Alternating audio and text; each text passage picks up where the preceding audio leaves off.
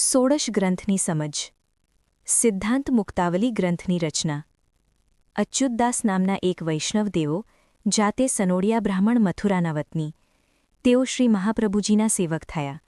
શ્રી મહાપ્રભુજીએ તેમના ઉપર કૃપા કરી પોતાનું ચરણોદક આપ્યું અને સિદ્ધાંત મુક્તાવલી ગ્રંથ કરીને તેમને શીખવ્યું.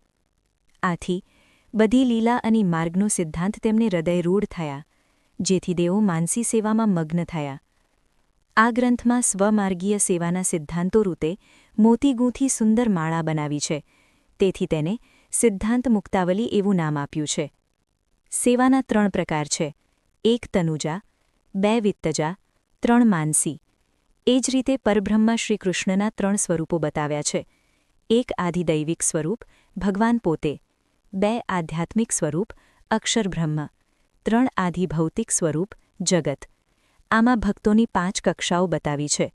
ઉત્તમ કક્ષા: પ્રભુ કૃપાથી અહંતા મમતા નાશ પામતા અવિદ્યા દૂર થાય, જીવ અને જગતની ભગવદ અંશ જાણે અનન્ય મનથી શ્રીકૃષ્ણને ભજે.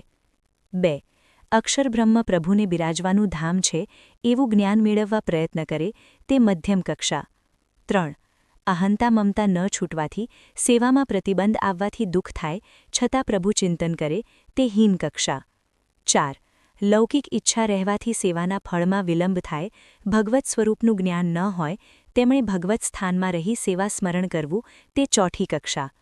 5 પ્રભુ સમીપ રહેવા છતાં સેવાની ઈચ્છા ન થાય, તે આરૂઢ પતિત કહેવાય, તે 5મી કક્ષામાં. ટૂંકમાં ભગવદ્ ભક્તિની સર્વશ્રેષ્ઠતા બતાવી છે. સર્વ વૈષ્ણવને જય શ્રી કૃષ્ણ.